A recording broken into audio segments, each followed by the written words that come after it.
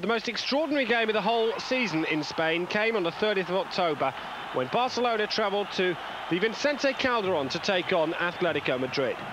14 minutes gone, 1-0 to Barcelona, Romario the scorer. And when Romario made it 2-0 after 24 minutes, it was really just a question of how many Barcelona were going to score. Jesus Gil has swapped around his management team, and he certainly did the same this season, employing no fewer than 5 coaches. And when his side went 3-0 down after 34 minutes, again to a piece of Romario magic, moments before he'd hit the crossbar with a moment of real skill, Romario had really made his mark. 2 goals already and hit the crossbar. And here's his hat-trick after 34 minutes. A decisive strike. And Barcelona 3 goals in front. Excellent play from Laudrup, but Romario so clinical with the finish. Well, who would have believed in the second half that Atletico Madrid would cause a fight back? Well, 2 minutes gone, and Kozetsky with the finish to pull one back. Surely only a consolation. Although, was it? 8 minutes later, a power-driving free kick from Pedro. Zubizarreta could only get a hand to it. 5 goals in the match. Barcelona still in front, but now only narrowly by 3 goals to 2. And with 17 minutes left, the match was sensationally pulled all square. Kozetsky keeping his nerve and finishing decisively. An extraordinary match, with the goals all shared. Piri was sent off for Atletico, so now they were down to 10 men. But sensationally, 2 minutes from the end, Spanish international Caminero grabbed the winner. 3 down at half-time, Atletico Madrid came back to win 4-3.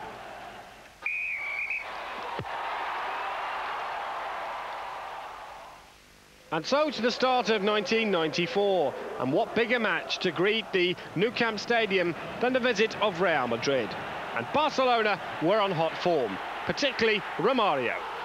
24 minutes gone, it's his 14th of the season, and another one, textbook, copybook brilliance from the Brazilian who sent the Nou Camp supporters wild. Lovely turn, the way he dragged the ball was majestic. The finish, so cute, 1-0. A Ronald Koeman special, 4 minutes into the second half, gave Barcelona the breathing space of a 2-goal advantage, and BORDEAUX looked none too amused. Romario, though, was to have another brilliant day. This time, helped by Bagiristan, he finished it off to make it number 15 of the season, number 2 of the night, and number 3 for Barcelona. Well, there's nothing that the Catalan supporters like than thrashing Real Madrid. And remember, Real had already lost 4-0 once this season to Deportivo. But for Romario, why not finish with another hat-trick? 81 minutes gone, and that's his 16th goal of the season. And Hristo Stoichkov on the bench enjoyed that one as well. Romario with an open goal, still had to finish it in some style. 3 minutes from time, it was left to substitute Ivan to crown a memorable night with a 5th goal for Barcelona, and Real Madrid had major problems. Barcelona 5, Real Madrid 0. Another Romario hat-trick, along with goals with Koeman and Ivan. And so to a crunch game for Real Madrid. They simply had to beat Deportivo La Coruña. Well, they battled hard in the first half, but couldn't break through a very stubborn La Coruña defence. But from this corner, it was an overhead special from youngster Jaime Morales that broke the deadlock. 12 minutes into the second half, and Deportivo's championship challenge were rocked here by a brilliant finish from the youngster. Real Madrid were good value for this lead. It was such a pressure occasion in the Bernabeu Stadium, and they made the game safe when Michel finished off this move with a fine finish. 72 minutes played. Real Madrid had saved their blushes at least for another week. They'd certainly made Barcelona's chances of returning the title somewhat easier with his 2-0 win against league leaders Deportivo La Coruña.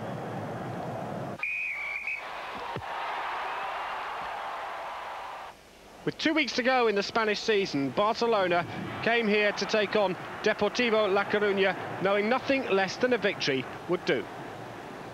Barcelona here in majestic form. And once again, they got the decisive break. This time, a goal from Hristo Stoichkov.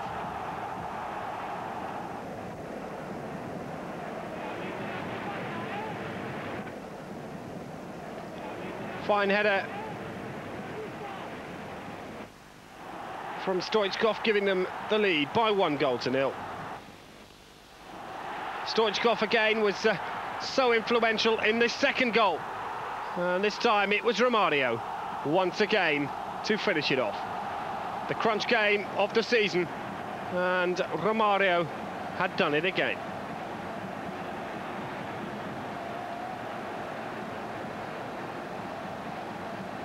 He played the ball out to Stoichkov. He got the return.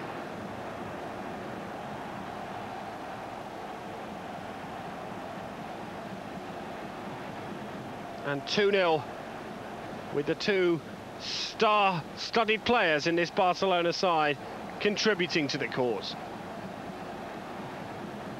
Romario hungry for success and finishing this one off in fine style. And so to the second half with the game won. It was fiesta time for Barcelona as they grabbed a third through Michael Laudrup. Laudrup, who's reported to be on his way to Real Madrid in a 2-year deal for next season, accepting the ball through from Romario and finishing off the cause decisively. A big blow Barcelona had to win, and they did by 3-0. And so to the penultimate match this season, and Barcelona knew that nothing less than a victory in the BORDEAUX Stadium would do to keep their championship hopes alive. They won by 1-0, Amor the scorer to set up an intriguing finale.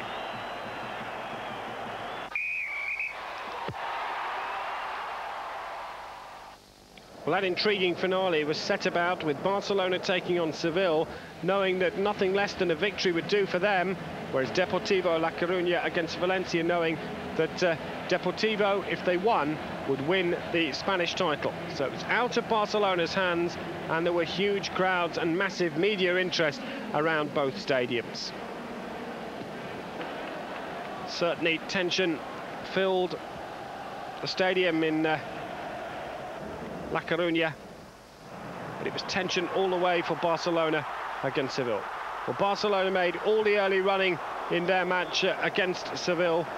Even those on the bench and some experienced men amongst them were nervous. But it was Seville who took the lead. Up popped Simone after 11 minutes to silence the Nou Camp. The roars that were greeted in the other game between Deportivo La Coruña and Valencia were for the fact that Seville had taken the lead against Barcelona. Meanwhile, back at the Deportivo La Coruña Valencia game, it was chance after chance for Bebeto to try and break through, but Gonzalez in the Valencia goal was having a fine night. Valencia themselves had chances to spoil the party, but this time it was Liano who made the save. Back to the Nou Camp then on a night of such high drama and an equaliser for Barcelona. Laudrup doing the hard work and Hristo Stoichkov with the finish. The Bulgarian enjoyed it. 8 minutes after going behind, the Barcelona bench knew the significance of this goal. Now both matches were level. It would still not be enough to give Barcelona the championship. Still in the first half in the Nou Camp, and it's Seville who are turning on the pressure. Deportivo La Coruña had chance after chance. Surely Bebeto will not get a better opportunity than that all season. Donato involved as well. Djukic and Bebeto. But Valencia powering forward in the action at the other end, and Liano keeping them in it. Still not half-time in the Nou Camp. Romario has an opportunity, but blows it over the crossbar. Maybe it's not to be the Brazilian night. But then came a moment of real drama. A minute before the break, when Suka arrived at the far post to head home his 24th goal of the season. The roars heard at the match between Deportivo and Valencia were almost deafening, as they realised now they had a major chance to win the title because of what was going on at the Nou Camp Stadium. So at half-time it remained 0-0 between Deportivo and Valencia, and it was 2-1 to Seville against Barcelona. So the scoreline stand like that at 90 minutes, and Deportivo for the first time would be crowned the champions of Spain. Well, they certainly had opportunities, and over the season they'd threatened to win the championship, but just when it looked like it was going to slip away, well, their opportunities went. So into the second half then, and Stoichkov equalises for Barcelona after 49 minutes. The crowd knew the significance of this goal. They knew that if they could lift their side, they could do no more than what was asked of them and go on and record a victory. Meanwhile, Valencia had chances against Deportivo. The championship was still hungly in the balance, but at present, if the score stayed the same, Deportivo would be crowned champions. Bebeto, Donato and Djukic all had opportunities for Deportivo La Coruña. But then, a really significant moment. It simply had to be Romario. His 30th goal of the season after 69 minutes.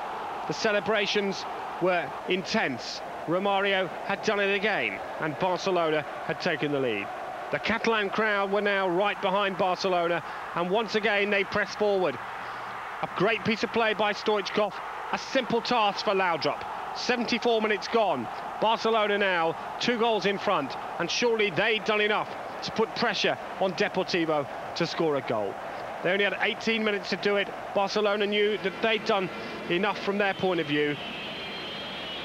Valencia were making it difficult as the rain came down in torrents in the stadium. The tension on the players' faces were ridiculous. Then a key moment.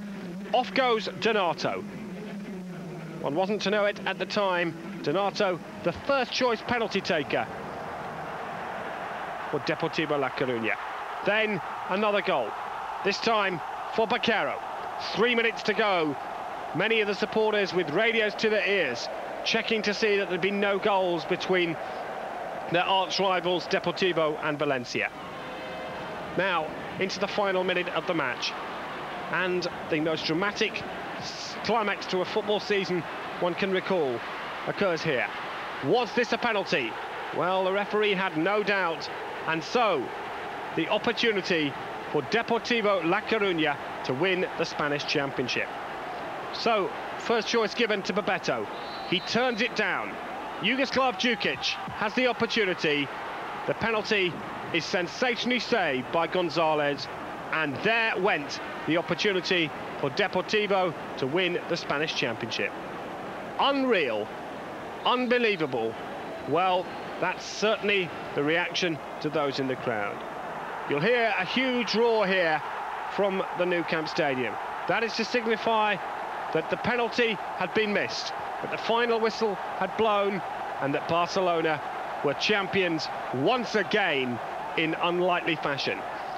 2 years ago, Real Madrid lost at Tenerife.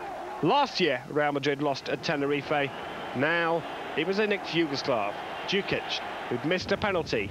He was distraught, and who could blame him? But what about Bebeto? He turned down the chance to take the penalty to win the league.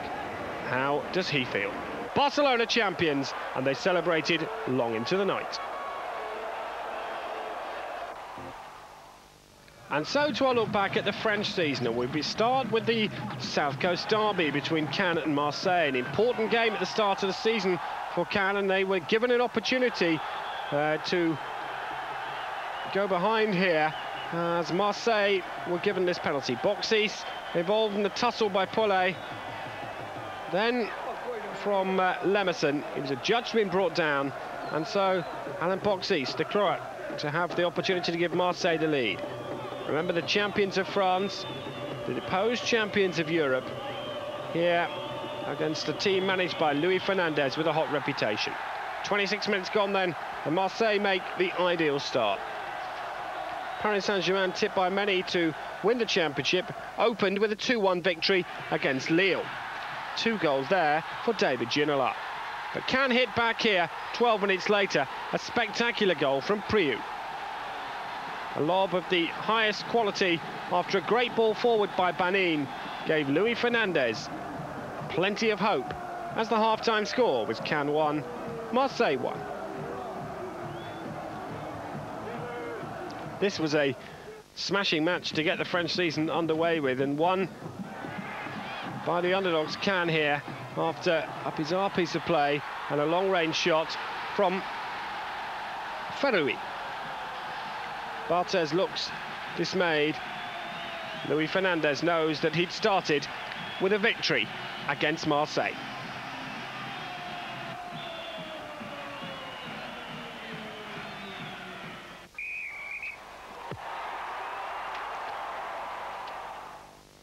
Monaco were to have a very disappointing season, but they hit the front and the top of the battle here against Bordeaux when they went behind after 9 minutes to a goal from Dugarry. Fofana's corner turned in by Dugarry. But Simba levelled things up after 18 minutes with a spectacular effort. Bordeaux had started well here, facing a Monaco side who were determined to at least get back into Europe. Well, Simba was in great form, and he got a second, albeit off a Huard deflection after 24 minutes to turn the match around. Victor Keeper getting the second Monaco goal, and he was involved in the cross for Simba to get the third after 24 minutes. 2 for Simba and 1 for Equipa. And the scoring not completed as Bordeaux pulled one back for Vaucluse. Monaco winning 3-2, but having a season of struggle.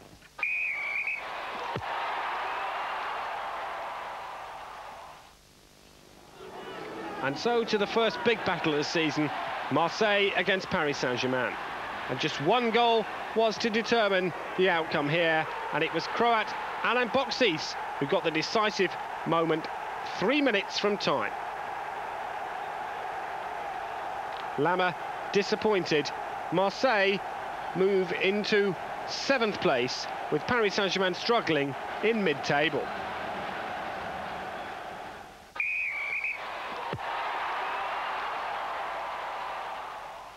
Paris Saint-Germain, though, were in bad need of a win when they took on Caen. They had to wait until the second half before they got going in this game, but eventually Daniel Bravo got on the score sheet to give them the lead after 48 minutes.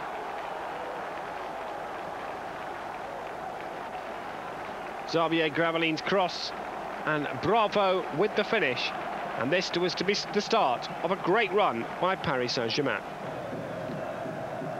They got their second through David Ginola after 61 minutes. Corner from Paul Le Guen. The finish from Ginola.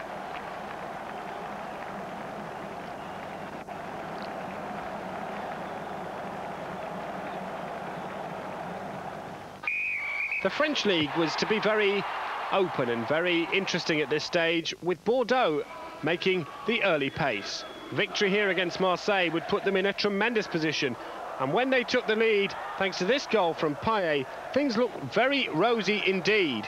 Bordeaux 1 goal in front inside the first minute. Deep centre, and Payet with the finish. The defending champions stunned, so was Prunier, the centre-half. But all credit to Marseille, they got right back in this match at the start of the second half, and it was Eric D'Amico who was to get on the score sheet. A patient build-up, a fine move, and D'Amico with a great strike. He enjoyed that one. He doesn't score many, but he certainly found time here to enjoy not only the strike with his left foot, but also the celebration.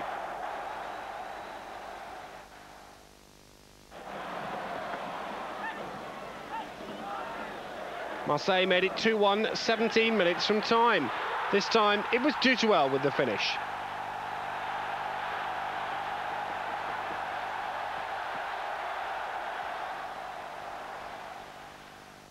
And the game was won with a goal from William Prunier. Right on time, Marseille had the points. That was enough to take them into third place, level on points at the top of the French table, which had 4 co-leaders: Bordeaux, Paris Saint-Germain, Marseille and Caen.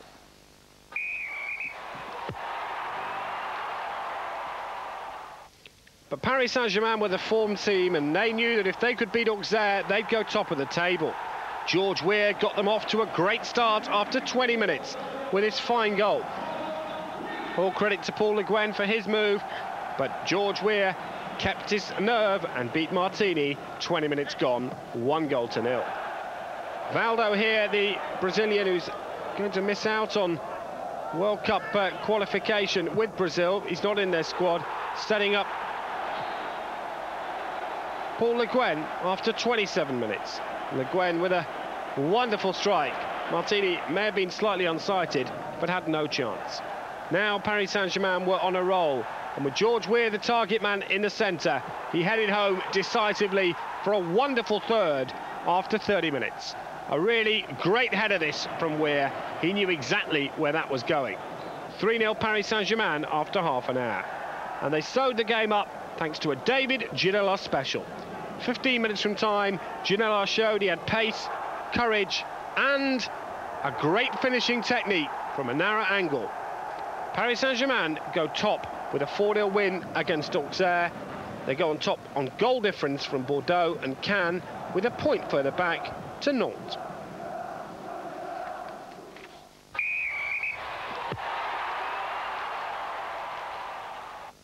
Marseille against Auxerre turned out to be a very disappointing game for the defending champions, and particularly Fabien Barthez. Lilian Lalonde's shot should have been saved by Barthez. Instead, it was a goal for Auxerre, and they were in front on a rare, fine day away from their home ground by 1-0. Lalonde made himself the space, but really he shouldn't have been allowed to finish from there, and Barthez got a hand to it, but no more. It was devastated by the result. A defeat here for Marseille would take them into 4th place, and Auxerre creeping up on their shoulder to go into 5th place. Well, they got their second after 77 minutes. Admittedly, there was a major suspicion of offside, but the way that Christophe Coquard finished and bemused Barthez had little chance here.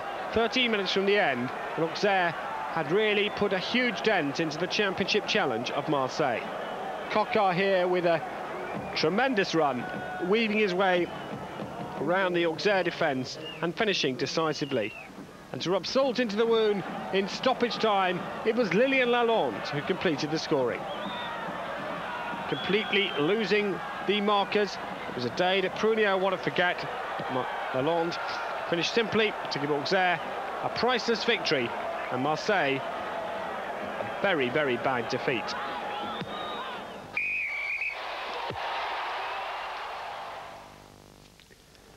Marseille simply had to win against Le Havre to keep alive their championship challenge.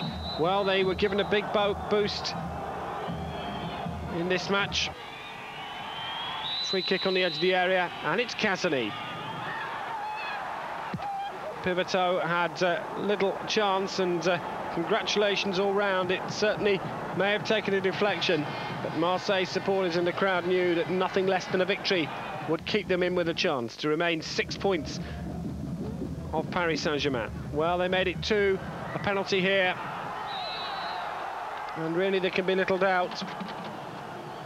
Rui Barros on Anderson, who tucked it away, the Brazilian who made a big impact since coming to Marseille, getting his first after 37 minutes. Well, Anderson here scored a beauty to make it 3-0 to Marseille, a real contender for goal of the season in France, that one. Anderson, who's a major player, enjoyed the celebrations almost as much as the strike. Great goal this. Really teased the Le Havre defence and then finished with a neat, acute drive, and it was 3-1 with 3 minutes from the end. Joel Tihi getting the goal. It was only a consolation. Le Havre 1, Marseille 3. But it's Paris Saint-Germain who are going well in the French Championship race.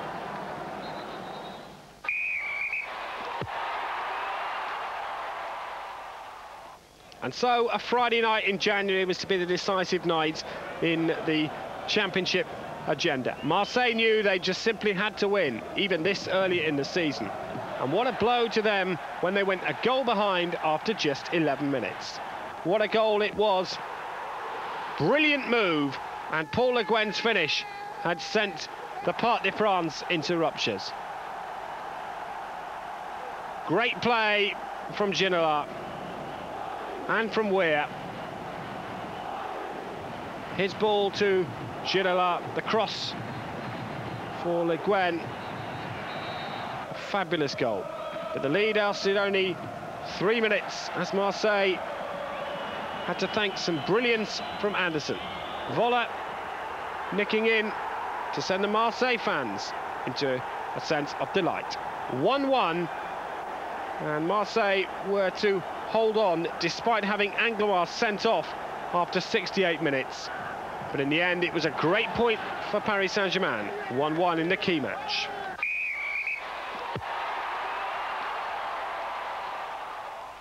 The longer the season went on, the more that Paris Saint-Germain were being fancied to win the championship. This was a big blow to them, though, when they went a goal behind to Cannes in the Parc des Princes with a goal from Mada. Banin did so well. Mada taking advantage of Jurix's through ball and finishing off the post. Gave some light to the chasing pack.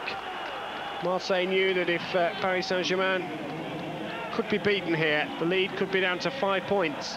Luis Fernandez wasn't to know it at the time, but he'd be coming to manage Paris Saint-Germain next season, as Arthur Jorge will be taking up a post in Portugal.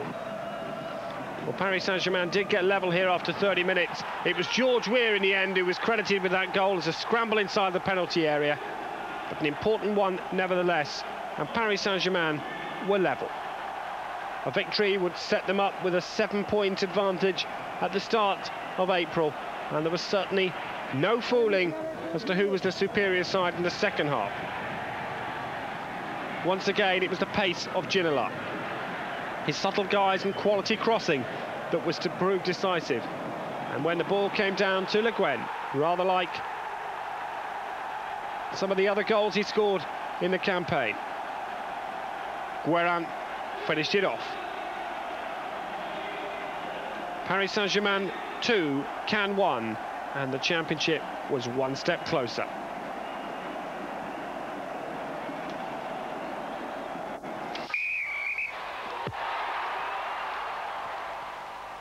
And so, by the end of the season, by the end of April, they were already celebrating a championship triumph.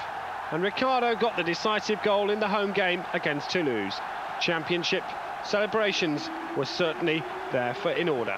It had been a tremendous season for Paris Saint-Germain under the guidance of Arthur Jorge. Next season, it'll be the flair of Luis Fernandez that will take them perhaps to another championship triumph, or maybe better than the 2 semi-finals they've reached in Europe in the last 2 years. But congratulations to French champions, Paris Saint-Germain. With defending champions Feyenoord making a great start to the season in Holland, Ajax knew this critical clash against PSV had to provide them with a victory. Jari Litmanen went close, and Finidi finished it off after a goalless first 70 minutes to give Ajax the lead in what had been a very tight encounter in the Olympic Stadium. Van Breukelen disappointed, but Finidi on hand after Litmanen's initial header had only been part.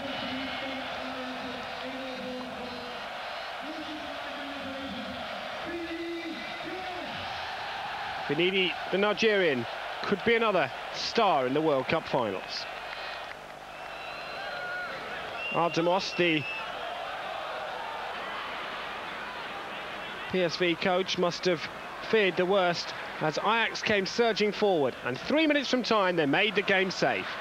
Substitute Stefan Pedersen finding Edgar Davids, who in turn found Jari Litmanen. A weave from the Finn and a finish of rich quality gave smiles all round to the Amsterdam public. A goal for Litmanen, a victory for Ajax, and the championship was now looking to be a two-runner race between Ajax and Feyenoord. A delighted Louis van Gaal, as Jari Litmanen had started the season with this fantastic goal. Davids set him up, but Litmanen, who looked to have a very tough job here, went to where the angle was most acute and shot himself into the vacant net. Brooklyn, in his last appearance in a league game in the Olympic Stadium, disappointed by that. But Ajax had opened the first of the big encounters with a 2-0 win against PSV.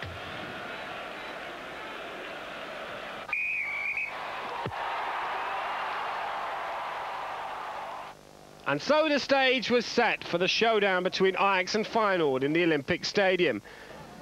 Feyenoord had won their first 9 matches, but have a deplorable record in the Olympic Stadium. But they were to draw first blood in a match that ebbed and flowed and provided rich entertainment.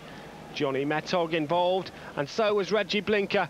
It was a scramble from Vichka, and in the end it was a drive from Arnold Skolten. 7 minutes gone, the home fans stunned, Feyenoord in the lead.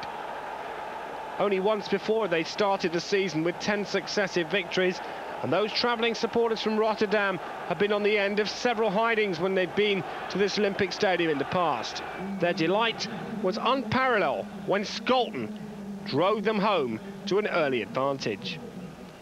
Well, if that had surprised the Amsterdammers, it was nothing compared with what happened 11 minutes later. Still celebrating the Skolten drive, the Feyenoord supporters were near ecstasy when they doubled their advantage with a debut goal from Harvey Isaijas. Isaijas, who was formerly a youth player with Ajax, putting them 2-0 in front after 18 minutes. One could feel the sense of numbness around the stadium from the Ajax supporters particularly. Real smiling and disbelief almost from the Feyenoord players, who, as I said, have been so often on the end of a real drubbing from Ajax in this stadium. Feyenoord's problem, I think, was that they went 2 up so quickly and allowed Ajax back into the game almost immediately.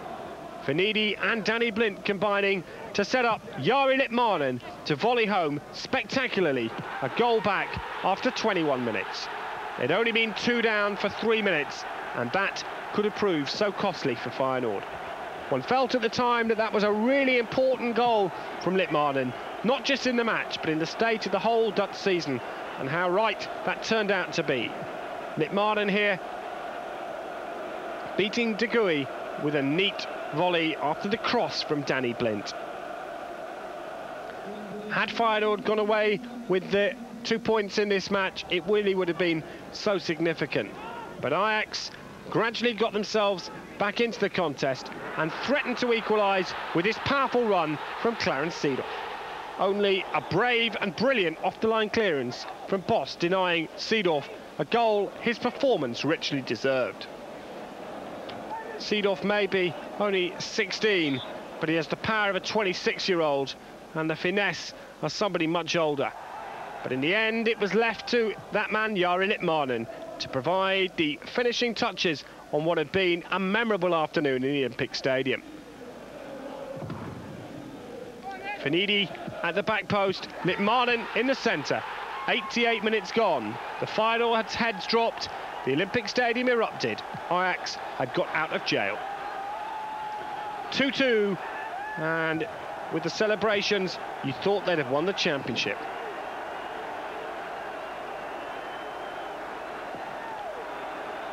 A highly significant afternoon in the Olympic Stadium in Amsterdam. A great match for the neutral. Feyenoord once again denied in Amsterdam, but in such different circumstances this time. It finished 2-2 in Amsterdam between the two giants of Dutch football.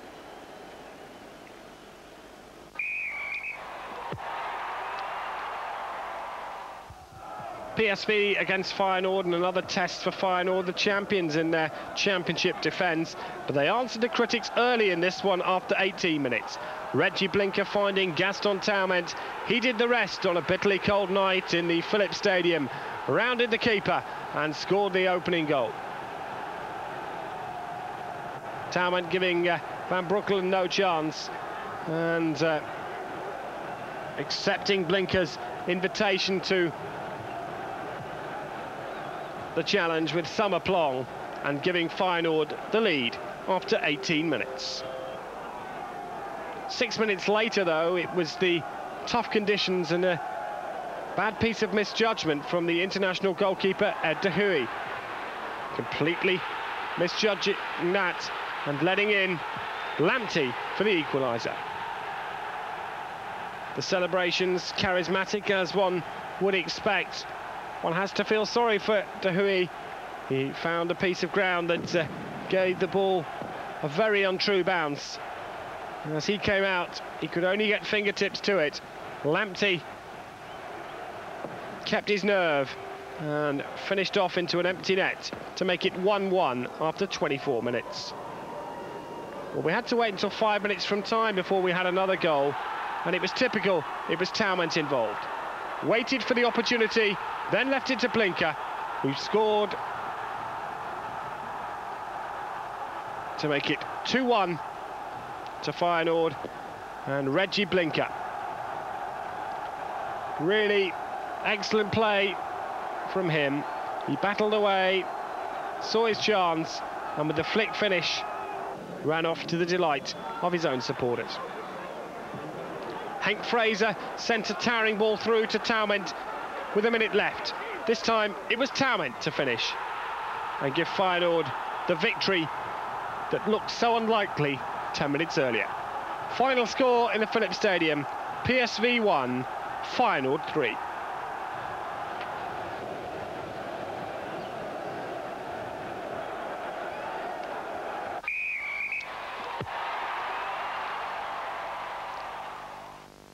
It was welcome back to Dutch football for Jan Wouters, who was given an opportunity against Ajax to show what the Dutch public have been missing when he's been playing for Bayern Munich.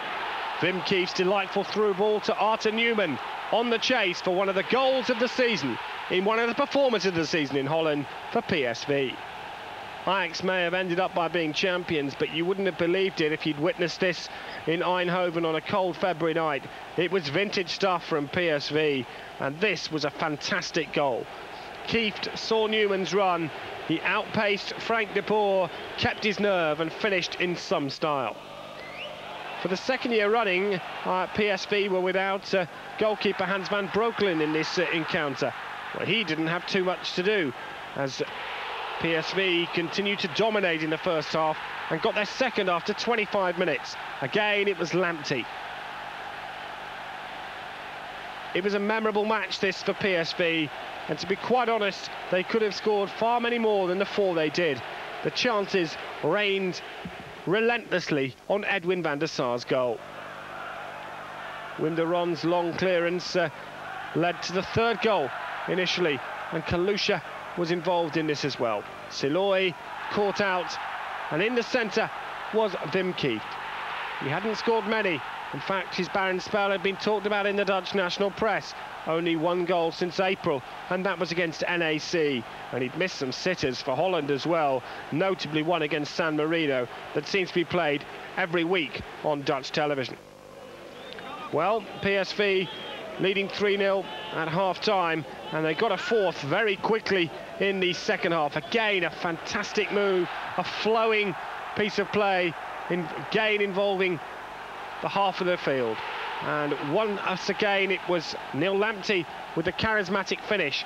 49 minutes gone, PSV 4, Ajax 0. After that, Lamptey had chances. Newman had done so much, and he had more opportunities as well. And I'm sure that Ajax hadn't been on the receiving end of such a thrashing for so long. Overmars pulled one back in stoppage time, but it was PSV's night.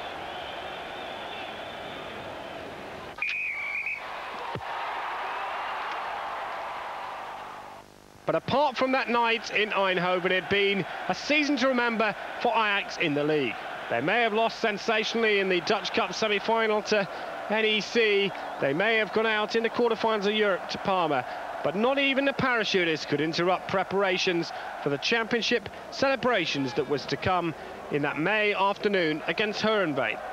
Ajax may have waited until 65 minutes before they got their noses in front, but when they did so, it was to spark off an afternoon of celebration in Amsterdam as Ajax had clinched the title for the first time since 1990. How fitting it was Frank Rijkaard who should get the opening goal, set up by Jari Litmanen, the player of the season in Holland. Rijkaard had a huge influence on the Ajax side. There's no doubting his return to Holland from AC Milan had been a major part in the way that Ajax had built such a solid strength. Litmanen's finishing had been important. The games that he'd been missing were the key games that Ajax lost. 3 minutes later, it was a goodbye from Stefan Pedersen. Litmanen could have scored. Pedersen did. He'll be missed in Amsterdam as he goes back to Sweden to IFK Gothenburg at the start of next season. All in all, though, it was a tremendous achievement for Ajax to win the championship, particularly as Feyenoord had won the opening 9 games of the season. One looks back to that 10th match when Feyenoord were 2-0 up after 17 minutes and Ajax battling back. But it's congratulations